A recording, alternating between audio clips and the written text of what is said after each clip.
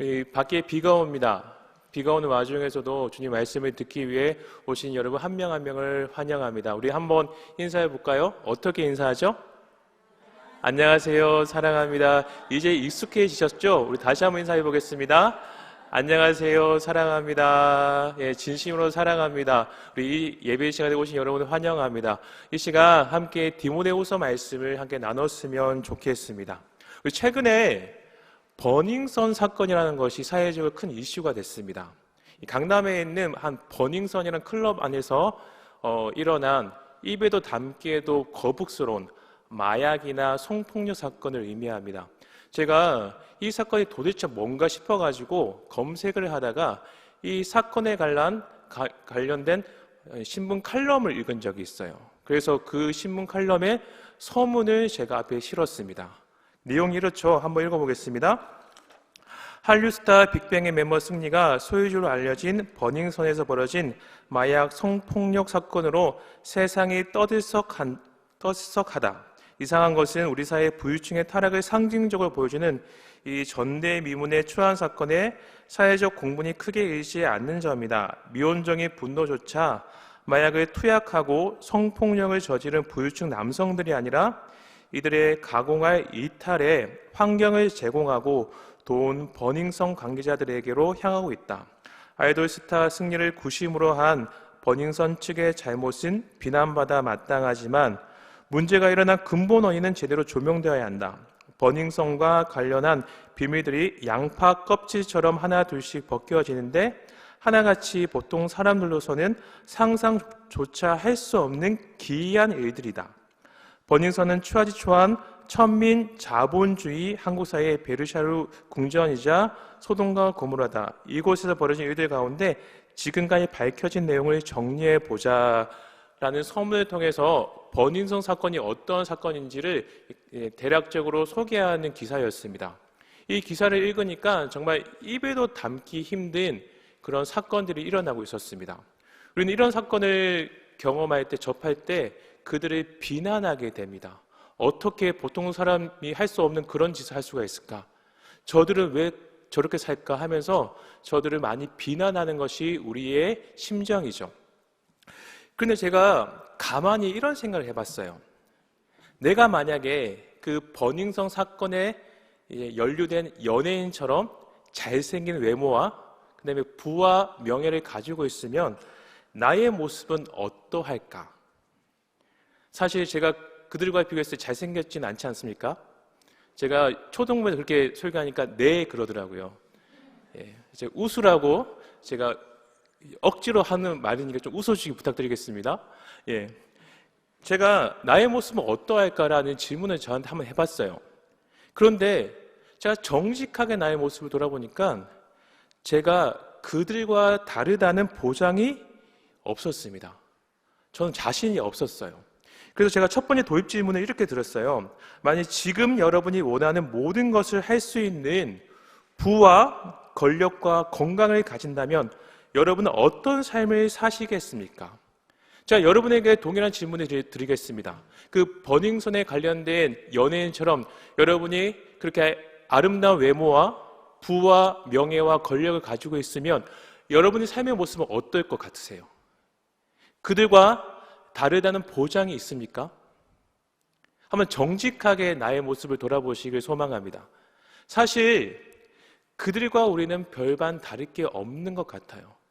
겉으로 드러나는 것뿐이지 속에 있는 마음은 거의 비슷한 것 같습니다. 그것을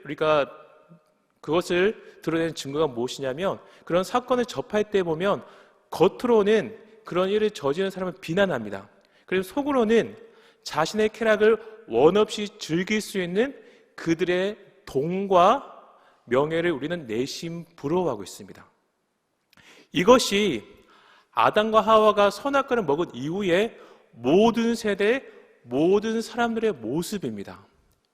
이것을 오늘 본문 말씀은 말세 사람들의 특징이라고 말하고 있어요. 우리는 그 세대 가운데 하나님께 은혜로 선택받은 자로서 부름받았습니다. 우리와 그들이 달라서가 아닙니다. 우리와 그들은 다를 게 없습니다. 우리 또한 그들과 동일한 욕망을 가지고 있고 그들과 동일한 죄성을 가지고 있습니다. 그런데 하나님이 우리를 은혜로 부르셨다는 거예요. 그런 우리를 향한 바울의 겉면의 말씀이 오늘 함께 읽은 본문의 말씀입니다. 우리 본문의 말씀 한번 들어가 볼까요? 우리 1번 문제입니다. 함께 읽겠습니다. 말세에는 어떤 현상이 나타납니까? 오늘 함께 읽은 말씀은 디모데후서 3장 말씀인데, 이 디모데후서 3장 말씀은 디모데후서 전체 말씀 중에 클라이막스에 해당하는 말씀이에요. 바울은 1절에서 이렇게 얘기하죠. 너는 이것을 알라. 말세에 고통하는 때가 이르러 라고 얘기합니다. 말세라고 이야기하고 있습니다. 우리는 먼저 이 말세의 개념을 이해할 필요가 있습니다. 구약에서 말세는 언제를 의미하냐면 메시아가 도래한 시점을 의미해요. 구약 시대에 살았던 사람들은 자신이 하나님께서 예비하신 메시아가 오면 이 세대가 다 끝날 거라고 생각했어요. 심판이 다 이루어지고 하나님의 나라가 완성될 거라고 믿었습니다. 그래서 그들은 메시아를 기다렸어요. 그런데 이 개념은 신약 시대에 와서 달라집니다. 메시아이신 예수님께서 이 땅에 오셨습니다. 그러나 십자가에 못 박혀 돌아가시고 3일 만에 부활하신 다음에 40일간 제자들과 함께 있은 후 다시 승천하셨죠. 그리고 성령을 우리에게 보내주셨습니다. 그 다음에 내가 다시 올 것을 제 이름을 약속해 주셨습니다. 그래서 여기에서 말씀하는 말세는 언제냐면 예수님이 승천하신 그 순간부터 다시 오시는 그 재림의 순간까지 그 사이의 기간을 의미합니다. 바울은 예수님이 승천한 그 이후에 말세를 살았던 거예요. 그리고 자신의 사랑하는 디모데 또한 예수님이 승천한 이후인 말세를 살아가기 때문에 그에게 이 권면을 하고 있는 겁니다. 우리 또한 비록 2000년의 시간이 지났지만 아직 예수님이 오지 않았습니다. 그러므로 우리도 말세를 살아가고 있는 거죠. 우리 사랑하는 자녀들 또한 그들이 시간이 지나겠지만 예수님이 이 땅에 재림하지 않는 이상 그들 또한 말세를 살아가고 있어요. 말세는 예수님이 승천한 그 순간부터 재림시 그 사이의 기간을 의미해요. 그 기간의 사람들의 특징이 이러하다는 겁니다. 한번 우리 함께 읽겠습니다. 디모데후서 3장 2절에서 4절 말씀인데요. 함께 읽겠습니다. 사람들이 자기를 사랑하며 돈을 사랑하며 자랑하며 교만하며 비방하며 부모를 거역하며 감사하지 아니하며 거룩하지 아니하며 무정하며 원통함을 풀지 아니하며 모함하며 절제하지 못하며 사나우며 선한 것을 좋아하지 아니하며 배신하며 조급하며 자만하며 쾌락을 사랑하기를 하나님 사랑하는 것보다 더하며. 바울은 말세 때의 사람들의 특징을 디모데후서 3장 2절에서 4절 말씀에서 설명하고 있는데, 이것을 한마디로 말해본다면 하나님보다 자신을 더 사랑하는 자입니다. 하나님보다 자신을 더 사랑하는 자입니다. 하나님보다 자신을 더 사랑하기 때문에 나타나는 결과들이 이후의 설명들이에요. 하나님보다 자신 더 사랑합니다. 자신을 더 사랑하기 때문에 자신을 자랑하는 겁니다. 자랑하다 보니까 교만해지죠. 교만하니까 자신이 가장 높은 거예요. 그러니까 자신의 기준으로 주변의 사람들 비방하게 됩니다. 그리고 내가 너무나 잘났기 때문에, 내가 너무나 소중하기 때문에 권위에 순종하지 않죠. 부모의 말씀에 거역합니다. 감사하지도 모르고 거룩하지도 않고 무정하고 자신의 그 사랑하는 그 마음을 건드리는 사람에게 원통함을 풀지 않습니다. 모함하죠. 절제하지 못합니다. 사나우며 선한 것을 좋아하지 않습니다. 배신하고 조급합니다. 이것이 하나님보다 자신을 사랑하는 사람들의 특징이라는 거예요. 하나님보다 자신을 사랑한 결과 나타나는 삶의 모습이 이러이러하다고 이야기하고 있어요. 그래서 바울은 끝으로 쾌락을 사랑하기를 하나님 사랑하는 것보다 더하며, 하나님보다 자신을 사랑한다, 쾌락을 하나님보다 더 사랑한다, 이 두 가지 문장 사이에 그 특징을 지금 열거하고 있는 겁니다. 사랑하는 여러분, 이게 이 땅을 사랑하는 사람들의 모습이라는 거예요. 사람은 본능적으로 무언가를 사랑할 수밖에 없습니다. 그런데 그 사랑의 대상이 하나님이 아닌 자신이 되었다는 거예요. 그렇지만 우리는 하나님의 피조물이기 때문에 정말 나를 사랑하는 자는 하나님을 사랑할 수밖에 없습니다. 우리는 본질적으로 그렇게 태어났어요. 그렇기 때문에 하나님보다 나 자신을 사랑하는 자는 실상은 나를 사랑하지 않는 자입니다. 나를 사랑하지 않기 때문에, 나를 인정하지 못하기 때문에 그런 인정하지 못하는 나를 겉으로 포장하는 겁니다. 그리고 나를 숨기는 거죠. 그리고 포장한 나 자신을 사랑하는 겁니다. 그런데 그 포장한 나의 모습이 완전하지 않죠. 어떤 사람은 돈으로 포장합니다. 어떤 사람은 명예로 포장하고, 또 어떤 사람은 내가 배운 학식으로 포장하는데 그것이 완전하지 않으니까 불안해지는 거죠. 그것을 놓지 못하니까 교만해지고 비방하게 되고, 또한 거룩하지 못하게 되고 조급하게 되어져 버리는 겁니다. 실상 하나님보다 나 자신을 사랑하는 자는 나를 정말 사랑하지 못하는 자예요. 정말 나를 사랑하는 자는 하나님을 사랑할 수밖에 없습니다. 이것이 성경에서 말하는 원리예요. 그러니까 사랑이 뭔지 모르죠. 나를 정말 사랑하는 것 같은데 진짜 사랑이 뭔지 모르는 거예요. 사랑하는 방법을 모릅니다. 사랑을 갈구하는데 사랑을 찾을 수가 없어요. 그러니까 갈급하죠. 그러니까 어디에도 나이가 만족을 느낄 수 없죠. 이것저것 쾌락을 추구하고 자기 마음대로 살아가는 것 같지만은 점점 더 슬퍼지고 점점 더 공허해지는 것이 이 말세를 살아가는 모든 사람의 모습이라는 거예요. 그래서 3장 5절에 이렇게 이야기합니다. 경건의 모양은 있으나 경건의 능력은 부인하니 이 같은 자들에게서 내가 돌아서라. 사랑을 하고 싶습니다. 그런데 진짜 사랑을 모르는 거예요. 내가 나를 사랑하는 것이 뭔지 모르니까 남도 사랑하지 못하는 겁니다. 그렇게 사랑을 갈구하면서 허무하고 공허하게 살아가는 것이 이 땅을 살아가는 모든 사람의 모습입니다. 그런데 여러분, 이 모습이 나의 모습일 수도 있다는 거예요.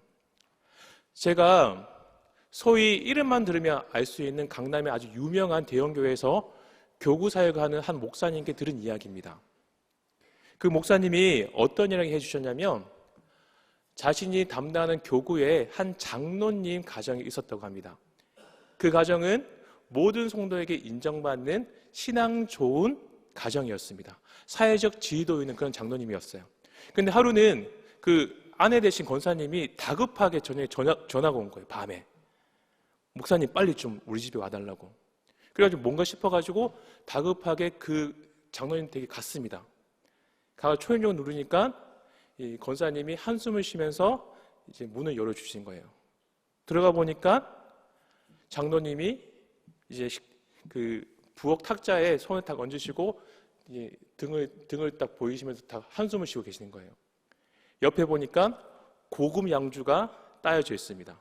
그리고 옆에 골프채가 이제 넝그러져 있는 거예요. 그리고 자세히 보니까 딸이 울면서 이렇게 엎드려서 숙이고 있는 겁니다. 이게 뭔가 싶어가지고 권사님께 자초지종 물었죠. 알고 보니까 그 장로님은 자녀가 셋이었대요. 그 오빠 둘하고 막내 딸이 있었답니다. 첫째 아들은 서울대 법대를 갔답니다. 둘째 아들은 서울대 의대를 갔대요. 막내 딸은 이화여대밖에 못 갔던 거예요. 첫째 아들과 둘째 아들은 서울대 의대와 서울대 법대를 갔는데 막내 딸은 이화여대밖에 못 가가지고 장로님의 가슴에 한으로 남았던 거죠. 평소에는 괜찮아요. 그런데 이 양주만 드시면 그게 너무나 분에 차가지고 화가 나서 그것을 못 견디시는 거예요. 양주를 먹고 좀 술이 취하셨는데 그 이화여대밖에 못 간 딸의 얼굴 보입니다. 옆에 보니까 골프채가 있어요. 분을 풀기 위해서 골프채로 딸을 때린 겁니다. 그러니까 권사님이 어찌할 줄 모르는 거예요. 근데 딱 생각난 게 그 교구 목사님이 생각나가지고 다급하게 연락을 했다고 하더라고요. 그리고 그 장로님이 이 일은 절대로 남에게 얘기하지 마십시오. 신신당부를 하셔가지고 예 알겠습니다 하고 나오셨다고 하더라고요. 그런데 저는 알고 있습니다. 그 일이. 예. 근데 그분이 누군지는 모르지만 아마 그런 일들이 있었다는 거죠. 여러분, 이 장로님의 가정을 보면서 무엇을 느낍니까? 장로님은 진짜 사랑이 뭔지 모르는 거예요. 자신을 정말 사랑하지 못하니까 학벌로 포장한 나 자신을 사랑하는 겁니다. 그것이 자신이 남을 사랑하는 방법이니까 가장 사랑하는 자녀 또한 그 기준으로 사랑하는 거죠. 그 딸을 사랑하지 않았지는 않았을 겁니다. 분명히 그 딸을 사랑했겠죠. 그러나 이화여대밖에 못 갔으니까 그 모습을 보니 답답한 거죠. 정말 사랑할 줄 모르니까 그 사랑이 그렇게 잘못된 방향으로 표현된 것뿐입니다. 사랑하는 여러분, 이것이 정도의 차이가 있을 뿐이지 우리 안에 그런 모습이 있다는 거예요. 말세를 사랑하는 사람의 모습, 하나님보다 나 자신을 사랑하는 자의 모습이 바로 이러합니다. 이어서 바울은 그 하나님보다 자신을 더 사랑하는 사람들 중에 한 부류의 사람들을 이야기하고 있습니다. 우리 한번 2번 문제 한번 읽어볼까요? 읽겠습니다. 거짓 선생에 미혹된 자들은 결국 어떤 열매를 맺습니까? 이어서 3장 6절 말씀에 이렇게 이야기하죠. 그들 중에 그런 하나님보다 자신을 더 사랑하는 자들 중에 이러한 사람들이 있다는 겁니다. 그들 중에 남의 집에 가만히 들어가 어리석은 여자를 유인하는 자들이 있으니 그 여자는 죄를 중이시고 여러 가지 욕심에 끌린 바 되어 라고 얘기하고 있습니다. 어리석은 여자를 유인하는 자들, 이들은 누구를 의미할까요? 우리 7절 한번 읽어보겠습니다. 항상 배우나 끝내 진리의 지식에 이를 수 없느니라. 진리의 지식에 이를 수 없게 만드는 자들, 결국 거짓 선생을 의미합니다. 그들을 지금 이야기하고 있어요. 이 진리의 지식에 이를 수 없다는 것은 구약과 신약에 동일하게 이야기하고 있는 개념입니다. 우리 세번역 성경 이사야서 5장 13절 말씀 한번 읽어볼까요? 그러므로 나의 백성은 지식이 없어서 포로가 될 것이요. 이스라엘 백성이 포로가 된 이유도 지식이 없어서입니다. 이스라엘 백성이 망한 이유도 여호와를 아는 지식이 없는 것이고, 진리의 지식에 이를 수 없는 것 또한 여호와를 아는 지식의 부재입니다. 결국 진리의 지식에 이를 수 없는 자는 하나님의 구원을 얻지 못하는 자라고 우리는 설명할 수 있습니다. 하나님보다 자신을 더 사랑하는 자들, 그들 중에는 남을 미혹하는 그런 거짓 선생들이 있다는 거예요. 바울은 그 거짓 선생들을 애굽의 마법사들에 비유하고 있습니다. 우리 3번 문제 읽어볼까요? 거짓 선생들은 애굽의 마법사였던 얀네와 얀브레와 어떤 점이 유사합니까? 우리 디모데후서 3장 8절에서 9절 말씀인데요. 함께 읽겠습니다. 얀네와 얀브레가 모세를 대적한 것 같이 그들도 진리를 대적하니 이 사람들은 그 마음이 부패한 자요 믿음의 가나여는 버림받은 자들이라.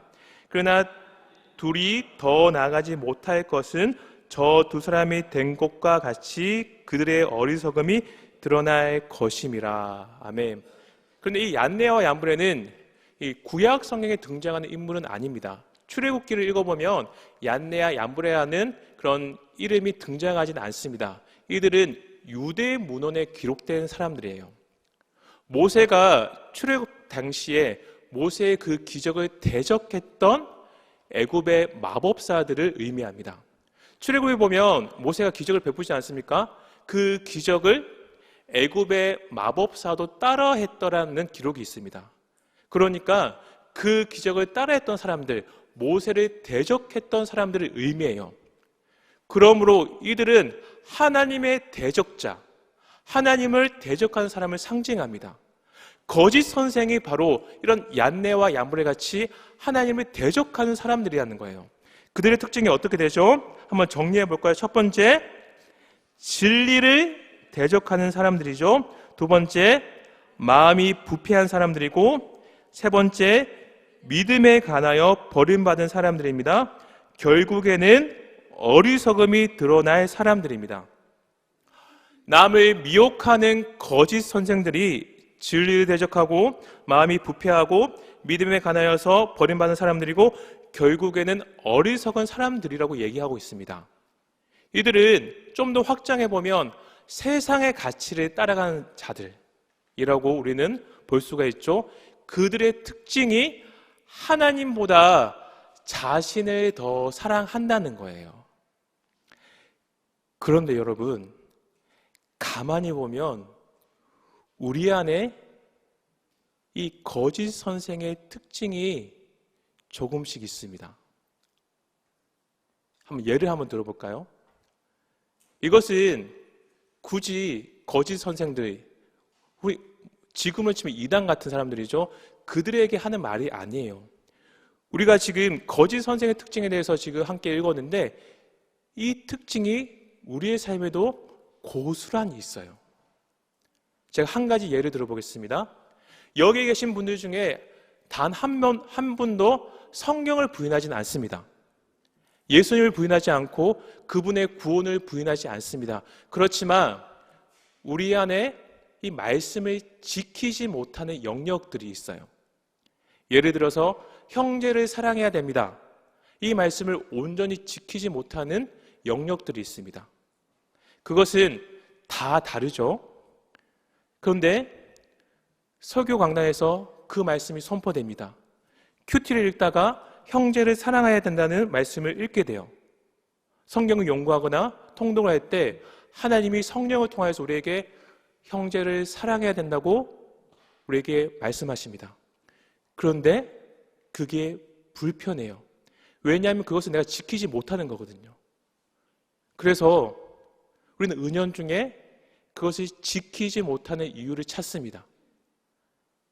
우리는 핑계를 찾아요. 그러면서 형제를 사랑한다는 그 말씀을 순종하지 않습니다. 여러분, 순종하지 않는다는 게 결국 하나님의 말씀에 대적하는 거죠. 나의 생각에 취해 하나님의 말씀을 달아서 그것이 나의 생각과 맞으면 내가 그것을 받아들이고, 나의 생각에 취해 말씀을 달았을 때 나의 생각과 다르면 우리는 그것을 배척합니다. 그것이 우리 모두가 다 다르지만 그런 모습들이 한 가지씩은 있어요. 그 결과 그 영역에 관해서는 마음에 부패한 사람이 되죠. 형제를 사랑해야 한다는 말씀에 관해서는 마음에 부패한 사람이 될 수밖에 없습니다. 또 그 말씀에 관해서는 믿음에 버림받은 자가 될 수밖에 없죠. 말씀을 순종하지 않는 결과 그 말씀의 능력이 나타나지 않습니다. 그러므로 나의 삶이 어리석은 삶이 될 수밖에 없습니다. 사랑하는 여러분, 우리가 말씀 앞에 나의 모습을 정직하게 설 때 우리는 거짓 선생의 특징을 가지고 있는 나를 발견하게 돼요. 이건 앞에서 말씀을 선포하는 저 또한 예외가 될 수 없습니다. 우리가 진리를 대적하는 사람들이에요. 우리가 마음이 부패한 사람들입니다. 믿음에 관하여 버림받은 사람들이고 어리석음이 드러난 사람들입니다. 사랑하는 여러분, 제가 지금 이 선포하는 말씀을 듣고 여러분 어떤 생각이 드십니까? 내가 거짓 선생이구나, 나한테 그런 특징이 있구나 라고 느끼시는 분들은 희망이 있는 분들입니다. 에이, 목사님, 그 이야기는 저랑 상관없는 얘기입니다. 저는 전혀 이런 특징이 없습니다. 저는 잘하고 있습니다. 이렇게 말씀하시는 분들은 오히려 죄송하지만 희망이 없는 분들이에요. 그러면 왜 하나님은 말씀을 통해서 우리 안에 있는 이 거짓 선생 같은 모습을 계속 들춰내실까요? 돌이키게 하기 위해서죠. 돌이키게 하기 위해서. 말씀 앞에 정직하게 서라. 그리고 너희 안에 있는 거짓 선생의 모습, 그것이 작다 할지라도, 그것이 사소하다 할지라도 그 모든 것에서 온전히 돌아서라고 지금 이 순간 우리 모두에게 말씀하고 있습니다. 사랑하는 여러분, 이 하나님의 말씀을 외면하지 마시길 간절히 소망합니다. 이건 말씀을 선포하는 저도 예외가 될 수 없습니다. 저에게도 거짓 선생 같은 모습이 있어요. 날마다 씨름하는 제 문제가 있고, 날마다 그것이 해결되지 않아서 주님, 왜 제가 이 모양입니까? 하나님, 제가 말씀을 선포하는 자인데 어찌하여 저는 이 모습을 바꾸지 못합니까? 그렇게 탄식하는 모습이 있습니다. 우리는 다 그런 모습이 있어요. 그런데 그 모습이 발견될 때마다 우리는 마음에 다잡아야 돼요. 돌이키겠습니다. 돌이키겠습니다. 그래서 바울이 이야기하죠. 죄와 싸우되 피 흘리기까지 싸워야 된다는 거예요. 이것이 나의 거짓 선생 같은 모습에서 돌이키는 작업입니다. 우리는 날마다 이 삶을 살아야 합니다. 그래야지 우리가 주님 앞에 거룩한 백성으로 설 수 있습니다. 오늘 이 말세의 사람들의 특징, 거짓 선생의 특징은 그 누구에게 이야기하는 것이 아니에요. 바로 나 자신에게 하나님이 말씀하고 있는 거예요. 바울은 평생 동안 이 싸움을 싸웠던 사람입니다. 말씀 앞에 자신을 정직하게 섰을 때 자신 안에 있는 그 거짓 선생 같은 그런 특징들을 돌이키고 피 흘리기까지 투쟁하면서 끝까지 그 싸움을 싸웠던 사람이에요. 그래서 디모데에게 어떻게 권면하냐면, 내가 이 싸움을 평생 동안 싸웠으니까 너도 나처럼 살라고 지금 권면하고 있습니다. 우리 4번 문제 한번 읽어볼까요? 바울 사도는 디모데에게 삶으로 무엇을 가르치고 있습니까? 디모데후서 13장 10절 11절 말씀입니다. 함께 읽겠습니다. 나의 교훈과 행실과 의향과 믿음과 오래 참음과 사랑과 인내와 박해를 받음과 고난과 또한 안디옥과 이고니온과 루스드라에서 당한 일과 어떠한 박해를 받은 것을 내가 과연 보고 알았거니와 주께서 이 모든 것 가운데서 나를 건지셨느니라. 바울은 말세의 사람들의 특징을 이야기하고 거짓 선생의 특징을 이야기한 다음에 무엇을 지금 이야기하고 있냐면 자신의 간증을 하고 있습니다. 디모데야, 내가 안디옥에서, 이고니온에서, 루스드라에서 당한 일은 네가 기억하고 있지 않느냐. 너도 나처럼 살라는 거예요. 그는 평생 동안 이 죄와 피 흘리기까지 싸웠습니다. 그래서 지금 디모데에게 너도 나와 같이 살라고 이야기하고 있는 거죠.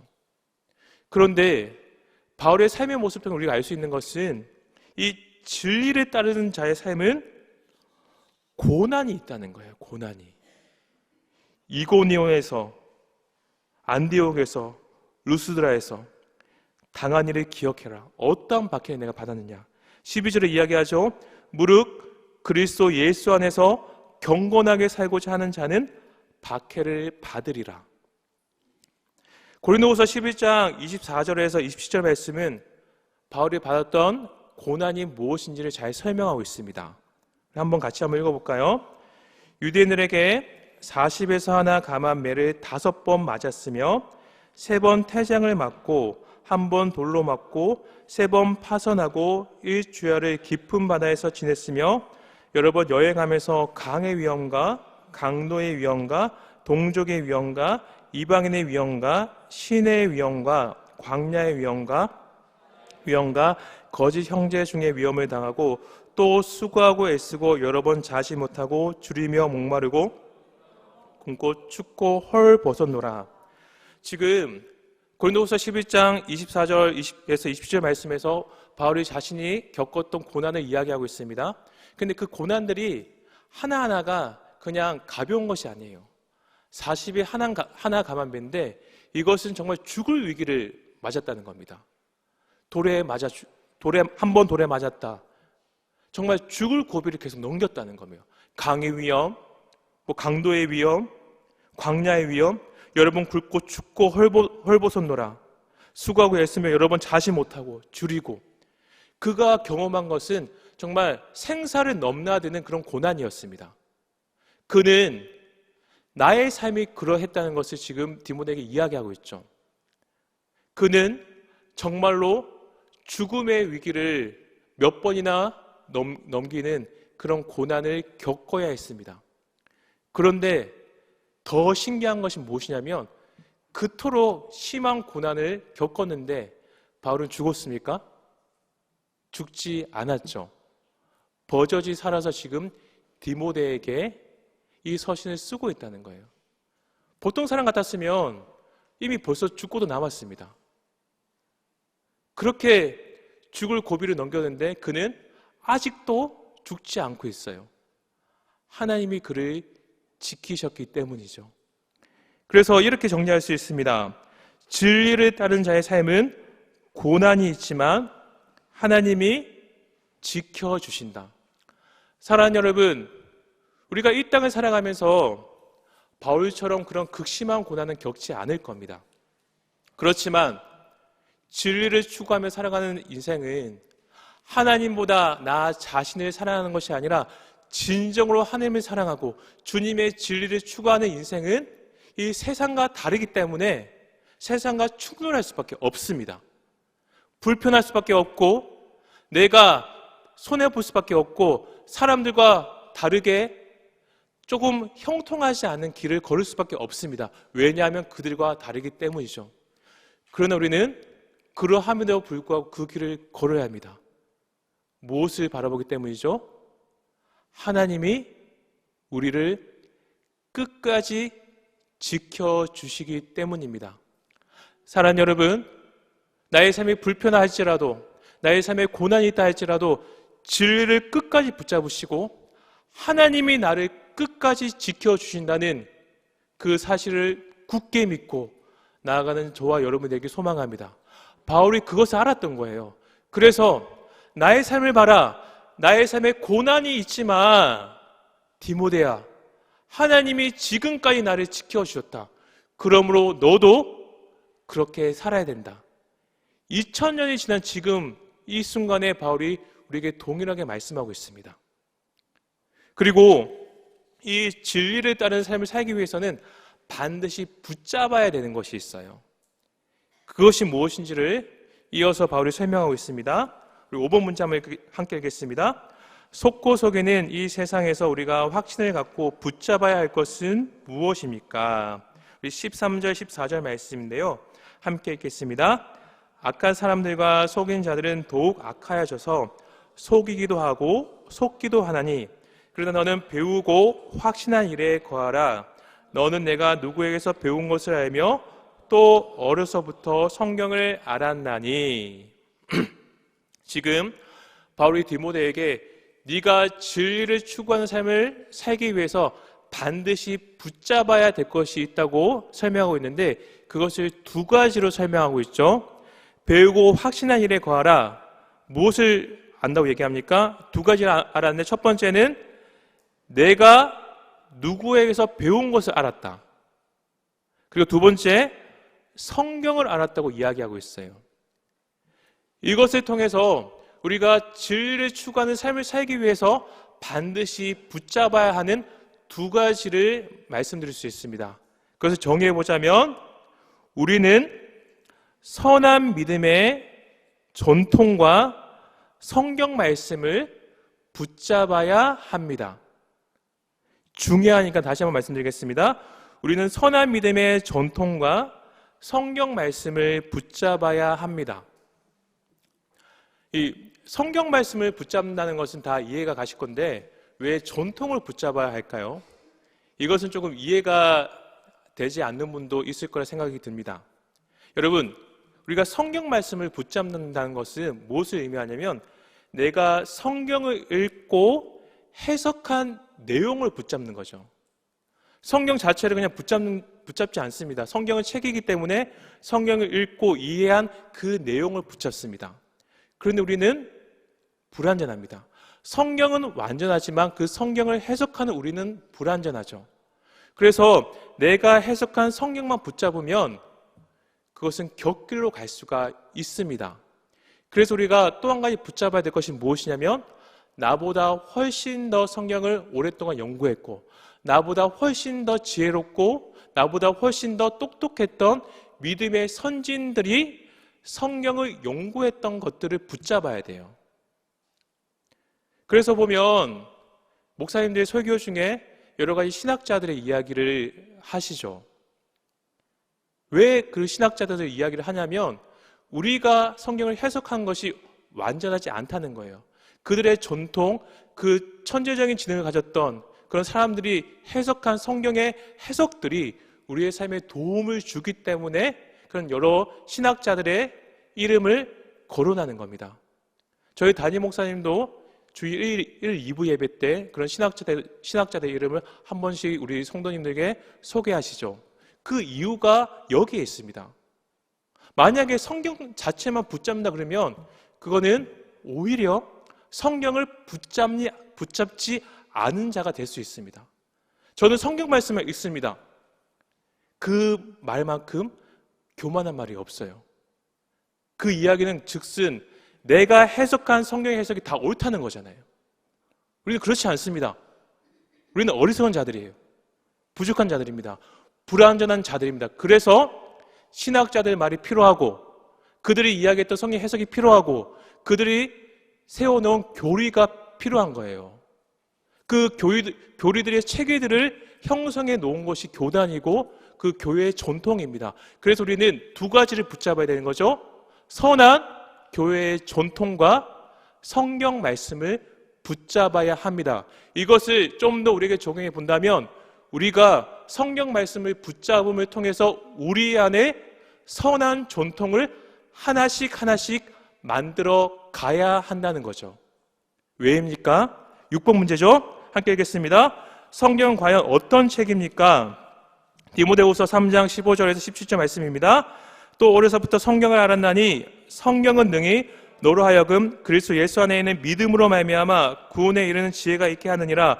모든 성경은 하나님의 감동으로 된 것으로 교훈과 책망과 바르게 함과 의로 교육하기에 유익하니 이는 하나님의 사람을 온전하게 하며 모든 선한 일을 행할 능력을 갖추게 하려 함이라. 이렇게 정의할 수 있습니다. 성경은 우리가 구원을 얻고 예수님을 믿는 자답게 살 수 있는 능력을 줍니다. 그러므로 우리는 성경을 붙잡아야 하고, 그 성경을 붙잡고 성경에서 말씀하신 대로 그 삶을 살아내야 됩니다. 그리고 우리 믿음의 선진들의 전통을 붙잡고 우리가 성경을 붙잡음을 통해서 우리 안에 선한 전통을 만들어 가야 한다는 거죠. 이게 교회가 존재하는 목적입니다. 우리 교회가 여러 가지 교육 프로그램들을 돌리고 있습니다. 수요 커피 브레이크도 있고, 그 다음에 1대1 제자 양육, 가정 목장, 또 세가족 양육, 또 마더와이즈 통독반. 왜 우리가 이런 많은 성경 프로그램들을 하면서 성경을 읽는데 힘을 씁니까? 우리 안에 선한 믿음의 전통을 만들어 가기 위해서예요. 말씀을 붙잡음을 통하여서 그 말씀대로 살아내는 삶의 모습이 있을 때, 그 전통이 하나씩 쌓여 나갈 때 우리의 교회는 거룩하게 변할 겁니다. 이것이 우리가 진리를 따르는 삶을 살기 위해서 반드시 붙잡아야 하는 것이라는 거죠. 바울은 지금 우리에게 이것을 말씀하고 있습니다. 사랑하는 여러분, 말세의 사람들은 이전에나 지금이나 이후에나 변하지 않을 겁니다. 그들은 항상 하나님보다 자신을 더 사랑할 겁니다. 그래서 진리를 대적할 것이고, 그 결과 믿음에서 버림받은 자가 될 겁니다. 그들의 삶은 결국에는 어리석은 삶으로 드러날 수밖에 없습니다. 우리는 그 말세 속에서 무엇을 붙잡고 살아야 되냐면 바로 이 진리를 추구하는 삶, 바울이 살았던 그 삶을 우리가 살아야 된다는 거죠. 우리 안에 있는 그 거짓 선생의 모습을 날마다 돌이키며 내 안에 있는 그 하나님보다 나를 더 사랑하는 그 모습을 주님 앞에 내어놓고 투쟁하고 피 흘리기까지 나의 죄와 싸우면서 말씀을 붙잡고 그 말씀을 붙잡음을 통해서 거룩한 믿음의 전통을 우리가 만들어 가야 한다는 거죠. 이게 복음 안에 사는 그리스도인의 삶의 모습입니다. 그래서 오늘 말씀의 제목이 무엇이죠? 복음 안에 거하라죠. 사랑하는 여러분, 바로 이 삶의 모습이 복음 안에 거한 삶의 모습입니다. 여러분은 지금 복음 안에 거하고 있습니까? 아니면 거짓 선생의 가르침에 거하고 있습니까? 그것이 사소한 것이라도 거짓 선생의 가르침에 거하고 있는 모습이 있으면 지금 돌이키십시오. 말씀 앞에 나를 정직하게 세워놓고 내 안에 있는 거짓 선생의 모습을 날마다 돌이키시고 죄와 피 흘리지 싸우시고 거룩한 믿음의 전통과 성경 말씀을 붙잡으시길 간절히 소망합니다. 그 삶이 하나씩 하나씩 쌓여 나가면 우리 안에 거룩한 신앙의 전통이 쌓여질 겁니다. 그게 우리의 사명인 거죠. 우리가 존재하는 목적이고 우리가 걸어가야 될 삶의 모습입니다. 이 말씀을 통하여서 지금 나의 모습을 돌아보길 소망합니다. 현재 나는 어떤 삶을 살고 있는지. 진리를 대적한다는 것이 정말 예수님을 부인하고 핍박하고 이런 것이 아니에요. 내가 말씀이 선포되었을 때 나의 그 연약한 그 모습을 내려놓지 못하고 주님께 순종하지 못하는 게 곧 진리를 대적하는 겁니다. 목사님 너무 심하게 말씀하신 거 아닙니까? 그렇게 살아가지 않는 사람 어디 있습니까? 여러분, 그렇게 합리화시키면 끝도 없어요. 점점 악해집니다. 우리는 그만큼 악한 자예요.